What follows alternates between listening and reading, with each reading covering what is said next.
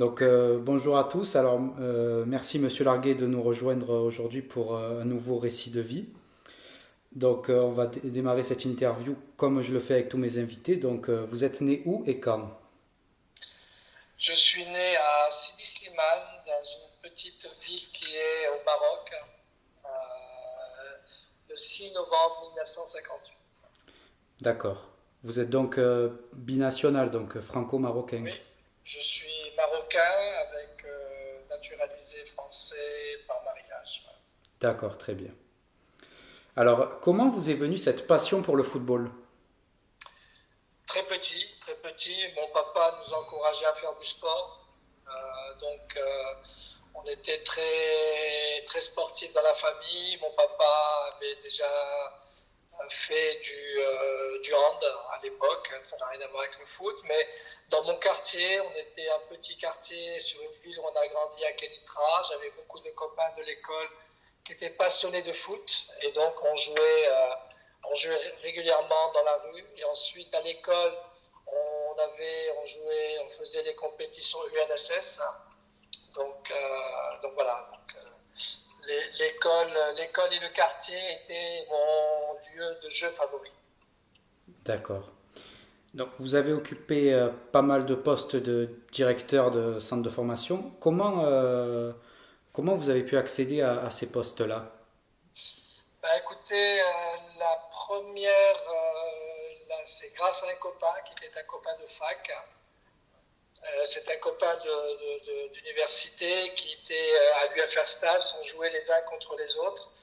Un jour, il est devenu directeur administratif du football club de Rouen. Et donc, le club cherchait un entraîneur pour être adjoint du centre de formation. Et donc, il m'a demandé de les rejoindre. Bon, voilà. Donc, c'était le FC Rouen. Donc, j'ai pu avoir mon premier club, c'était le football club de Rouen. D'accord. Alors aujourd'hui, vous êtes directeur technique national de l'Arabie Saoudite, c'est bien ça? Exactement. Alors pouvez-vous nous parler un peu de ce qu'est un DTN? Ben, directeur technique national, c'est quelqu'un c'est quelqu'un qui a en charge l'ensemble du développement du football. Ça passe par le grassroots, c'est-à-dire le football des jeunes, dans le monde amateur comme dans le monde professionnel. Ensuite, il a à charge de former des éducateurs d'entraîner les jeunes et bien sûr s'occuper aussi de l'élite à travers les sélections nationales. Donc c'est une charge qui est assez grande, mais très passionnante parce que tout est lié pour moi. Développer des jeunes, développer des éducateurs, c'est ce qu'elle va faire de l'élite. Donc voilà. Le directeur technique national est en lien direct avec le secrétaire général de la fédération et le président pour pouvoir développer le football d'un pays. Alors ce poste-là, vous en avez déjà occupé un avec le Maroc. Et d'ailleurs, vous avez vécu du coup une Coupe du Monde quoi, en 2018.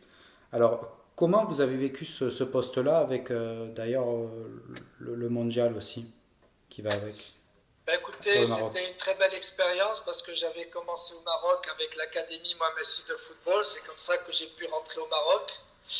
Et ensuite, après 7 ans passés à la tête de l'académie, en partant de l'académie, m'a été proposé par le président de la fédération d'occuper le poste de directeur technique national. C'était ma première expérience à ce poste-là.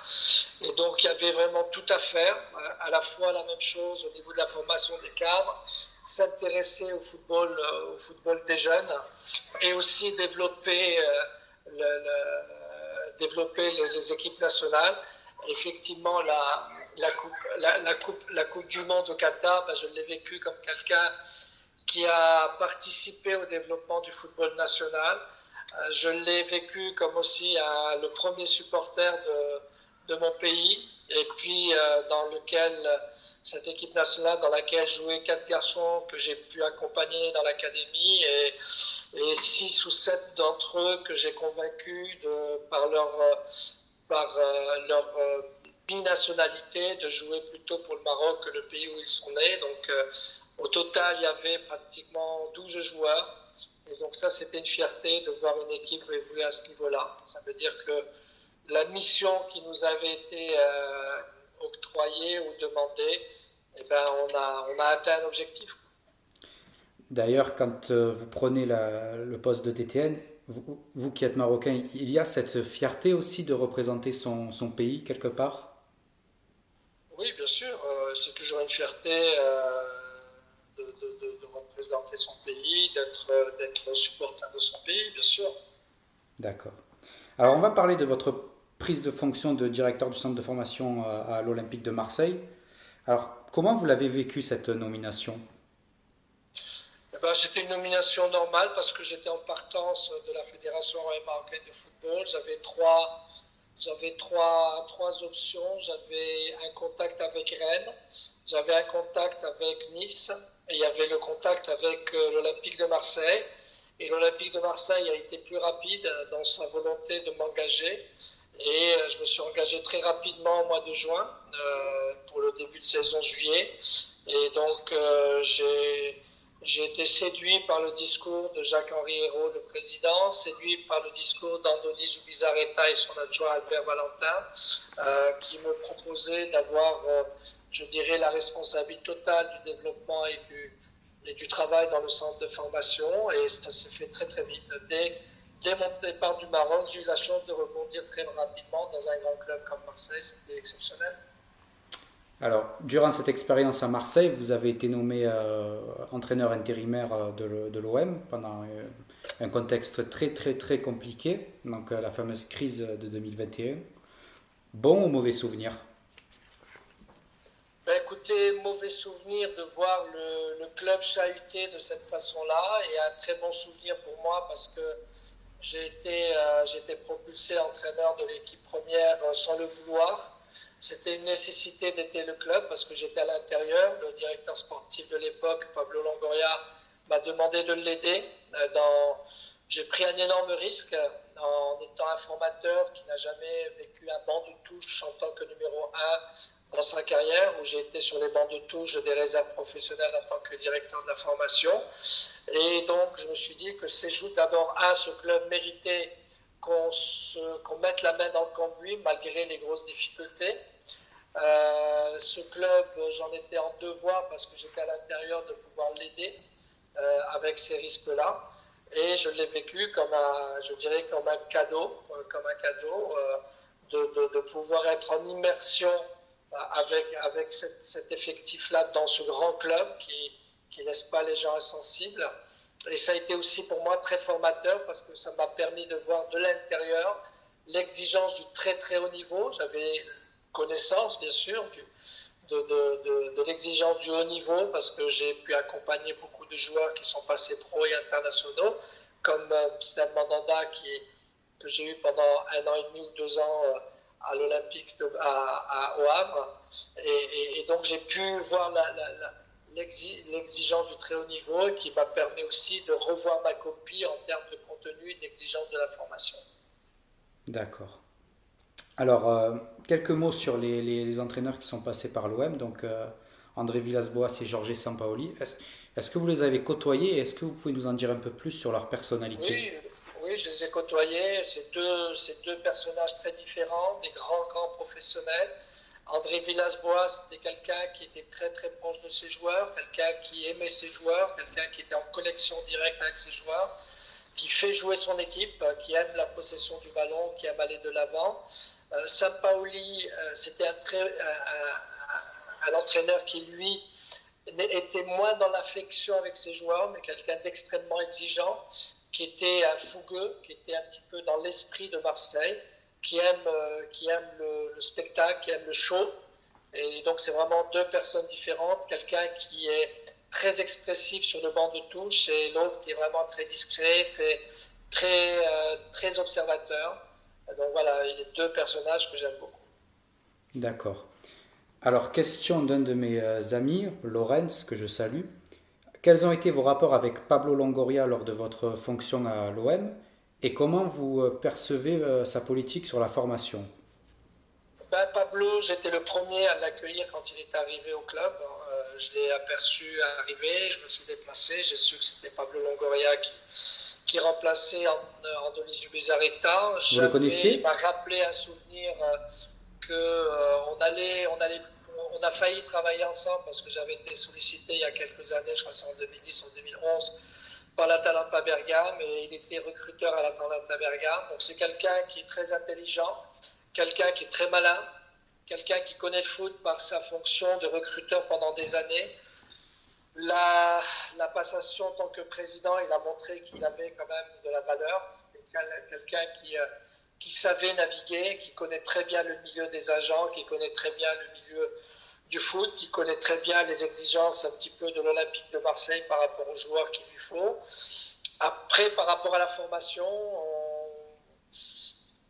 il me laissait travailler certes, mais j'étais légèrement en désaccord, pas à cause de lui, mais pas à cause des gens qu'il a ramenés avec lui pour travailler dans le recrutement, dans l'élaboration de l'équipe première.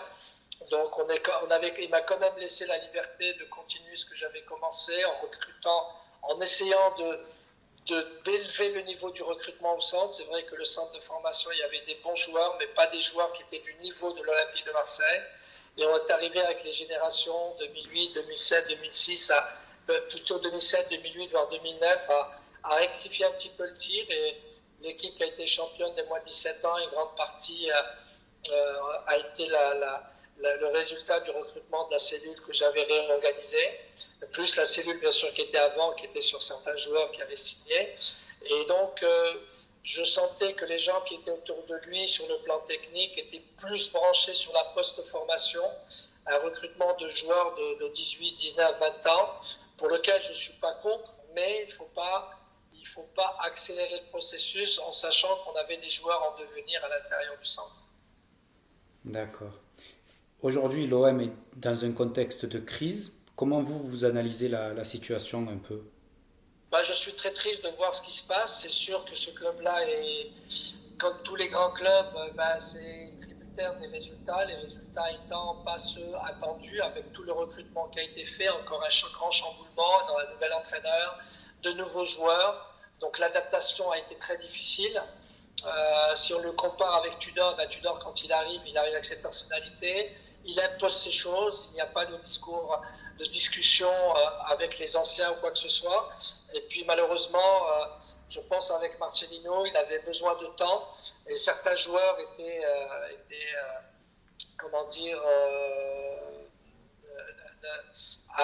n'ont peut-être pas adhéré, donc les résultats n'étaient pas là. Donc les supporters, ils ont besoin d'avoir des résultats parce qu'ils aiment ce club-là. Donc c'est vrai que c'est une situation qui est spéciale parce que c'est l'OM et je suis triste de cette situation-là. J'espère qu'avec l'arrivée de Gattuso, il va y avoir un autre état d'esprit et d'autres résultats. D'accord. Quelles sont les personnalités du foot qui vous ont marqué, que ce soit un coach, un président ou un joueur? Écoutez, dans chaque club, j'ai eu des gens, déjà tous les entraîneurs m'ont marqué, dans lesquels je suis passé, que ce soit à Rouen, à Cannes, à Caen, au Havre, à Strasbourg, et à l'académie, et puis bien sûr à Marseille. Donc tous les entraîneurs m'ont impressionné par leur qualité, je dirais, de partage, parce que moi je venais du monde amateur, donc tous les entraîneurs m'ont apporté quelque chose. Sur les joueurs, si j'en nomme un, je ne serai pas très réglo parce que j'ai eu beaucoup de joueurs que j'ai pu accompagner, qui m'ont aussi construit. Donc voilà, donc je ne vais pas tous les citer parce qu'il y a de quoi faire deux équipes de niveau international. Et donc je dirais, et puis il y a une personne qui m'a mis les pieds à l'étrier, qui m'a donné une responsabilité dans un club amateur, celui qui m'a vraiment donné ma chance en me donnant les clés du club. C'est un club qui s'appelle Turiarco, qui est dans la banlieue de Caen, qui est M. Casas. C'est lui qui m'a ouvert les portes de cette carrière-là. D'accord. Alors, aujourd'hui, comme je le disais tout à l'heure, vous êtes DTN de l'Arabie Saoudite. Alors, comment vous avez perçu la Coupe du Monde 2022 avec l'Arabie Saoudite, notamment en plus cette victoire face au futur champion du monde argentin? Ça a été une Coupe du Monde très particulière parce qu'on a vu la montée en puissance de certains pays qu'on n'attendait pas. Bon, le Sénégal qui est passé au deuxième tour, le Maroc qui est allé jusqu'en demi-finale, et puis l'Arabie Saoudite qui gagne l'Argentine au premier match. C'est la seule qui a gagné, qui a battu le futur champion du monde, effectivement. L'Arabie Saoudite, on a vu qu'il y avait vraiment du potentiel, un potentiel footballistique qui mérite qu'on s'intéresse à ce pays et à son football. Donc franchement, j'étais agréablement surpris par ce premier match et une équipe qui a mérité cette victoire-là. Et il y a un beau potentiel d'avenir. D'accord. Alors aujourd'hui avec l'Arabie Saoudite, ce sont quoi vos objectifs? C'est la Coupe d'Asie qui arrive? C'est quoi? Les objectifs sont toujours des objectifs de très haut niveau. Déjà avec les jeunes, être toujours dans les Coupes d'Asie, Coupe du Monde et JO. L'équipe A, bien sûr, c'est aller le plus loin possible dans les qualifs Coupe du Monde et quand on est dans la compétition Coupe d'Asie, on y va pour la gagner. Donc pour mériter toute la lumière qui a été faite sur elle pendant la Coupe du Monde, bien sûr, il faut arriver au moins dans le quart et finale de cette Coupe d'Asie. D'accord. Alors, quelle personnalité vous me conseilleriez d'interviewer?